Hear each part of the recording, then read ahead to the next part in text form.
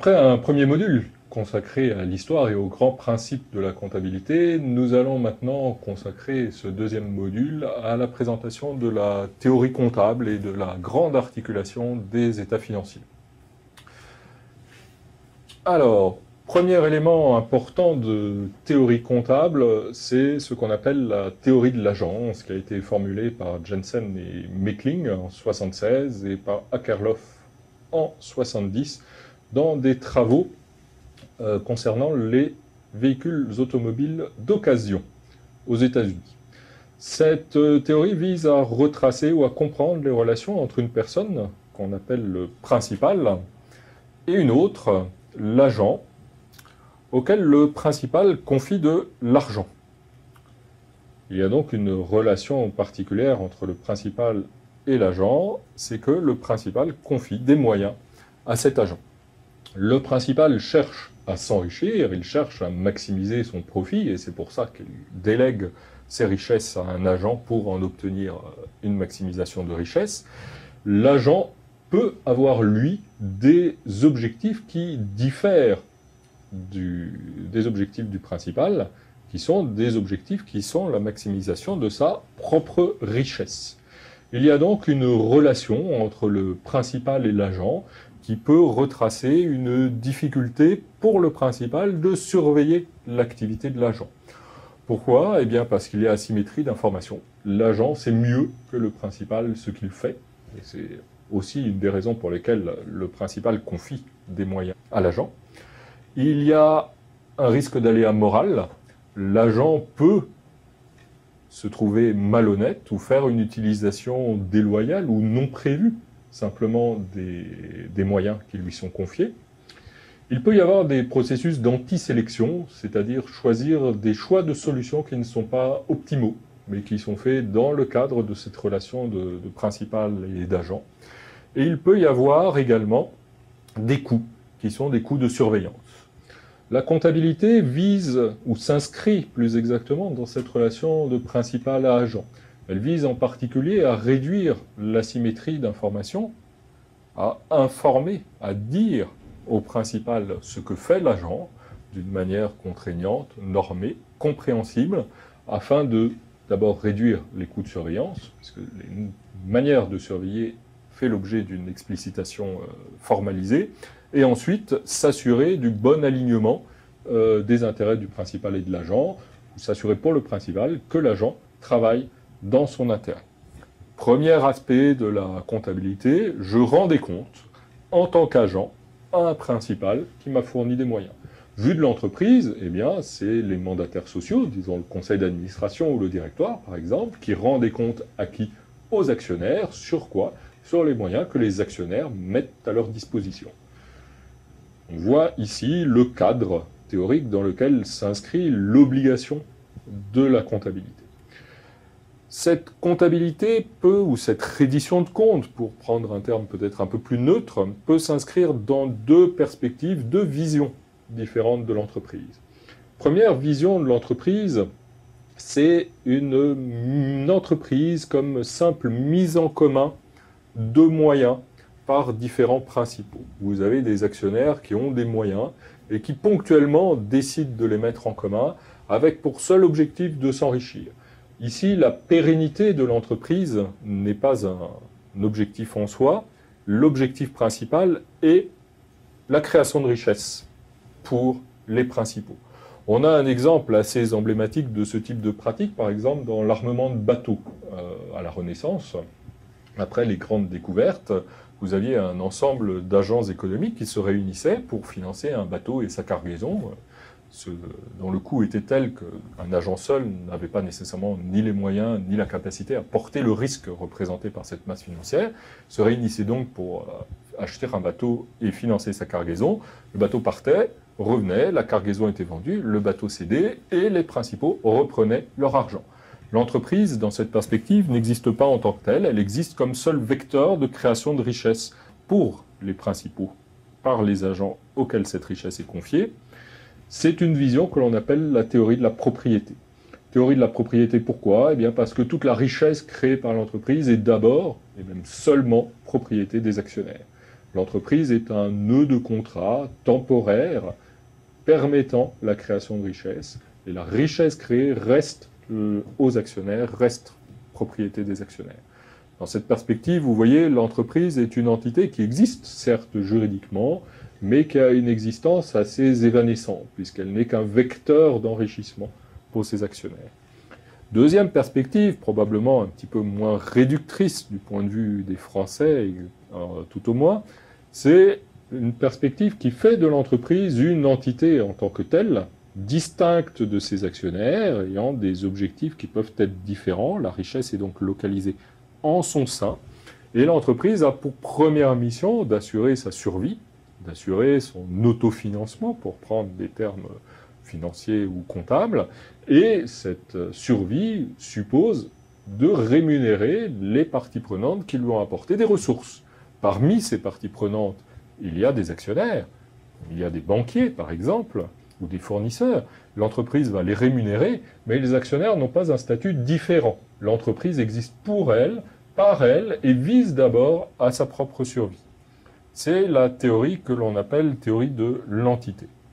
Ce sont les deux grandes, je ne dirais pas les deux seules, mais les deux grandes théories de l'entreprise qui vont se refléter dans les principes comptables, dans les règles comptables élaborées par les systèmes de normalisation.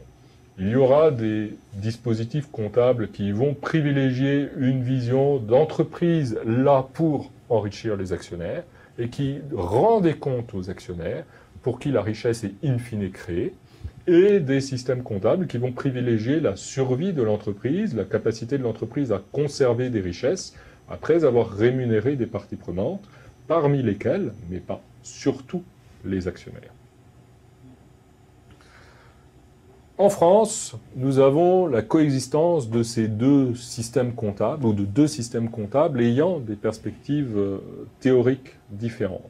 Le premier est le système dit de la normalisation internationale, le système dit IFRS, International Financial Reporting Standard, qui est un système élaboré dans le cadre de l'homogénéisation des normes comptables au niveau mondial.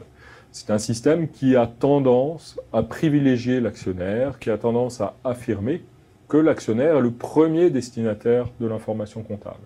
Dans cette perspective, la comptabilité est d'abord faite pour informer l'actionnaire. Coexiste avec ce système international, nous verrons à l'instant de quelle manière cette coexistence est organisée en France, les normes comptables françaises, qui sont élaborées maintenant par l'autorité des normes comptables et qui ont une perspective prioritairement entité. Les normes comptables françaises visent à garantir, entre guillemets, la survie de l'entreprise, préserver son autofinancement, après avoir rémunéré les apporteurs de ressources, parmi lesquels les actionnaires, mais en ne donnant pas aux actionnaires ce rôle prééminent qu'il a dans la théorie de la propriété. À noter, en dépit de la différence des deux systèmes comptables, que les corpus normatifs sont élaborés au sein de corps d'experts ou de professionnels, et que dans chaque cas, les dispositifs comptables sont le fruit de la réflexion de 16 personnes. Je ne m'étalerai pas ici sur le processus d'élaboration des normes comptables, ils sont assez différents. L'autorité des normes comptables est une autorité administrative indépendante qui, in fine, garante ou recherche l'intérêt général, ce qui était particulièrement marqué auparavant avec le Conseil national de la comptabilité, qui était une émanation du ministère de l'économie et des finances. Les normes IFRS sont élaborées par un ensemble de professionnels de la comptabilité qui visent à informer d'abord l'actionnaire. Professionnels de la comptabilité qui travaillent dans le cadre d'une organisation de droit privé, mais pas, comme en France, dans le cadre d'une autorité administrative indépendante. Un petit peu contraint compte tenu du cadre des normes comptables internationales qui ont vocation à s'appliquer de manière mondiale. Comment coexistent, me direz-vous, ces deux systèmes en France? Comment se fait-il qu'on a deux comptabilités en même temps? Eh bien, nous avons une organisation qui distingue les comptes rendus par les sociétés autour de deux axes. Vous avez la première notion qui est une notion de cotation. Alors le terme de cotation est un raccourci, on parle plutôt d'offre au public de titres financiers, offre au public de titres financiers, ce sont les sociétés qui diffusent leurs titres dans le public. Alors, vous avez évidemment les sociétés dont les actions sont cotées sur le marché. Par exemple, toutes les sociétés au CAC 40 diffusent auprès du public leurs titres, puisque leurs actions sont cotées et que le public peut les acheter. Mais vous avez également des sociétés qui peuvent être de taille moins importante, qui donnent accès aux titres, à leurs titres au public, par exemple en donnant de l'information permettant la prise de décision sur l'achat de ces titres, ou en les vendant au travers d'établissements financiers, par exemple des banques.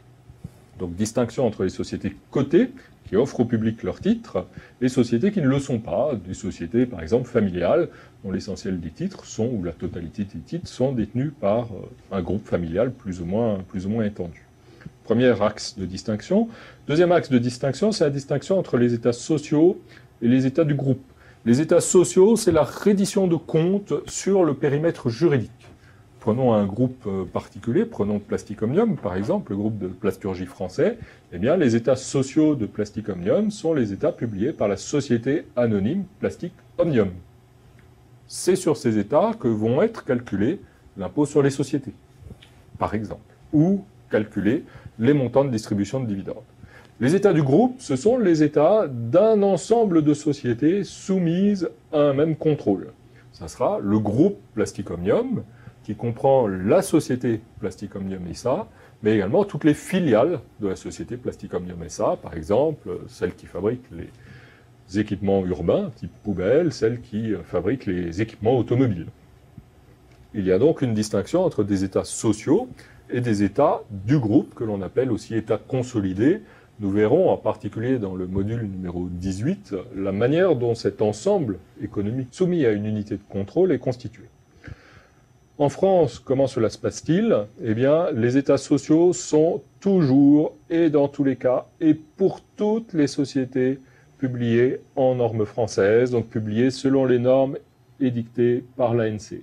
Il n'y a aucune dérogation possible, c'est une obligation absolue. Les états des sociétés sises en France sont publiés selon les normes françaises. Une des raisons de base, je ne dis pas que c'est la seule, mais une des raisons de base qui peut expliquer cette contrainte, c'est le fait que ce sont ces états sociaux qui servent au calcul de l'impôt sur les sociétés. Il est difficilement possible ou envisageable d'autoriser le calcul de l'impôt sur la base de règles comptables qui seraient édictées par un organisme extérieur, international et privé. Donc on a, en raison de la proximité entre la fiscalité et la comptabilité en France, une obligation absolue d'élaboration des états sociaux, donc d'élaboration des états des sociétés individuelles, selon les normes françaises, selon les normes édictées par l'autorité des normes comptables, par l'ANC. C'est seulement au niveau des états publiés par les groupes, donc par un ensemble de sociétés économiques qui rendent des comptes sur la performance et la situation financière de cet ensemble, que l'accès aux normes élaborées par l'organisme privé, à ces fameuses normes IFRS, International Financial Reporting Standard, est possible. Il est obligatoire pour les sociétés qui font offre au public de titres financiers, toutes les sociétés qui sont cotées, toutes les sociétés qui diffusent dans le public des titres doivent nécessairement publier des états financiers relatifs au groupe dans ce dispositif international. Ça permet d'assurer l'accès au marché financier français pour des investisseurs extérieurs et à l'inverse, l'accès pour les investisseurs français aux autres marchés européens. Pour les sociétés qui sont non cotées, ces comptes de groupe peuvent être, si elles le souhaitent, mais ce n'est pas une obligation, si elles le souhaitent, être élaborés selon ce dispositif international. Donc, des normes françaises présentes obligatoirement au niveau social, des normes internationales présentes seulement au niveau des comptes de groupe et de manière obligatoire pour les sociétés cotées. Quels états prépare-t-on avec ces fameuses normes, soit françaises, soit internationales? Eh bien, le premier des états, le plus important, du moins dans le dispositif international, c'est l'état qui rend compte de la situation financière de l'entreprise. C'est l'état qui permet de dire comment est-ce que je me finance et pourquoi faire. Cet état s'appelle le bilan. Il donne une situation des ressources de l'entreprise et de ses emplois. C'est un état central, en raison de l'importance de cet équilibre emploi-ressources. C'est l'état auquel nous allons consacrer les prochains modules de manière prioritaire. Le deuxième état, le plus connu probablement, c'est l'état qui permet de rendre des comptes sur la performance de l'entreprise, sur ce qu'elle a obtenu compte tenu des moyens qu'elle a engagés. Quels moyens ai-je dû engager pour en dégager quoi, pour en obtenir quoi? Cet état, c'est le compte de résultat.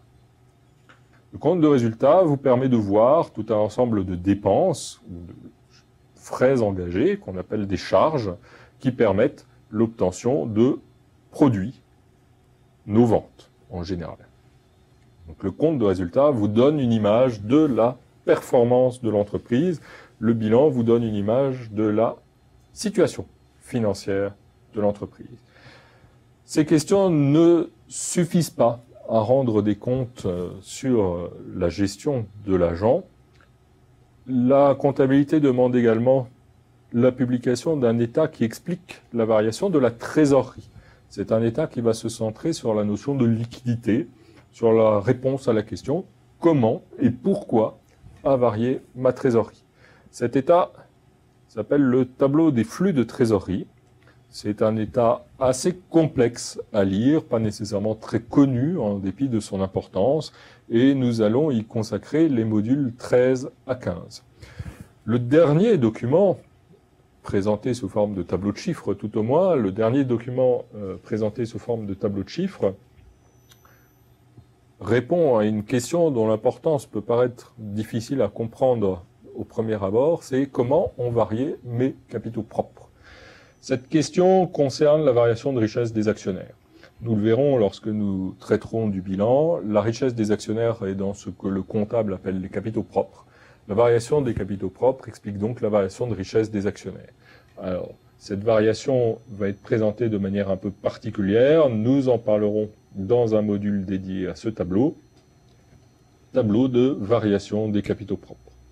Cela fait donc 4 documents, 4 tableaux de chiffres extrêmement denses, assez complexes, avec de très nombreuses informations. Et à leur lecture, vous avez besoin d'éléments supplémentaires. En dépit de leur densité, en dépit de la richesse des informations, vous avez besoin d'explications. Et ces explications vous sont fournies dans un document supplémentaire, un dernier document, qu'on appelle les notes. Les notes aux états financiers, qui donnent des précisions, en général tout à fait essentielles, tout à fait fondamentales, sur les soldes ou la constitution de mes états financiers. C'est la partie la plus abondante dans les états financiers, les notes, c'est ce qui forme, sur les 250 pages des états financiers, c'est ce qui forme 245 pages des états financiers. Donc en dépit de leur côté un petit peu moins médiatique, c'est un état financier essentiel. Comment allons-nous articuler la compréhension de ces différents états dans notre programme de travail? Je vous propose d'en détailler le déroulement. Alors, nous allons commencer à tout seigneur, tout honneur, puisque je vous disais que c'est un état central, par le bilan. Le bilan qu'on sera traité dans les modules 3 à 8. 5 modules consacrés au bilan. Il les faut. Le bilan est un état complexe à comprendre dans sa construction et avec une composition assez délicate. Le compte de résultat sera lui traité dans les modules 9 à 12. Le compte de résultat est un état plus médiatique mais aussi plus simple, ou plus médiatique parce que plus simple peut-être, qu'il donne un détail sur un poste particulier du bilan, qui est le résultat. Et nous allons y consacrer une partie du temps à l'explication du contenu du résultat et également nous pencherons sur l'interprétation ou la lecture du compte de résultat, puisqu'il y a des outils assez simples d'utilisation et assez pertinents dans la lecture de ce compte de résultat. Le tableau des flux de trésorerie fera l'objet d'un examen dans les modules 13 à 15, 3 modules consacrés à ce document, assez complexe, peut-être un petit peu moins connu, mais très important car la notion de trésorerie, la notion de liquidité de l'entreprise est une notion, on le devine, en raison du sujet sur lequel elle porte, particulièrement importante. Le dernier état, le tableau de variation des capitaux propres fera l'objet d'un module à part entière, c'est le module 16, et les notes aux états financiers seront abordées dans le module 17. Nous voilà donc face à 15 modules pour explorer la totalité de ces états financiers. Je ne vous dis pas que vous connaîtrez le moindre détail de ces états financiers, mais j'espère qu'au terme de ces 15 modules, vous aurez une vision plus claire de leur contenu qui vous permettra de les lire plus aisément. Nous avons donc vu que la comptabilité est sous-tendue par des théories. D'abord une théorie de l'agence qui justifie que l'on fasse de la comptabilité, et puis une vision particulière de l'entreprise qui n'est pas unique. On peut avoir des systèmes comptables qui privilégient une vision dite de la propriété ou des systèmes comptables qui privilégient une vision dite de l'entité. Aucun système comptable n'est pur, uniquement propriété ou uniquement une entité. Ils ont tendance à privilégier l'une ou l'autre vision. La comptabilité est donc d'abord un choix de représentation d'une réalité qui est beaucoup plus riche que ce qu'elle restitue. Une entreprise, que ce soit une petite ou une grande, est formée d'un complexe humain, d'un complexe organisationnel, d'un savoir-faire, de relations avec des parties extérieures, clients, fournisseurs, États, organismes sociaux variés, qui est irréductible dans un tableau de chiffres et dans des notes annexes, aussi abondantes soient-elles. La comptabilité est d'abord un choix de représentation, et alors que nous allons entamer ce voyage dans des états financiers formés de tableaux chiffrés, qui paraissent extrêmement objectifs, extrêmement sans équivoque, eh bien, il s'agit de conserver à l'esprit cette notion de choix. La comptabilité est une projection simplifiée de l'entreprise qui obéit à une vision particulière de l'entreprise. Et avant de lire des états financiers, il est important de savoir quelle est la vision qui sous-tend la conception de ces états financiers, parce que vous n'allez pas voir l'entreprise de la même manière.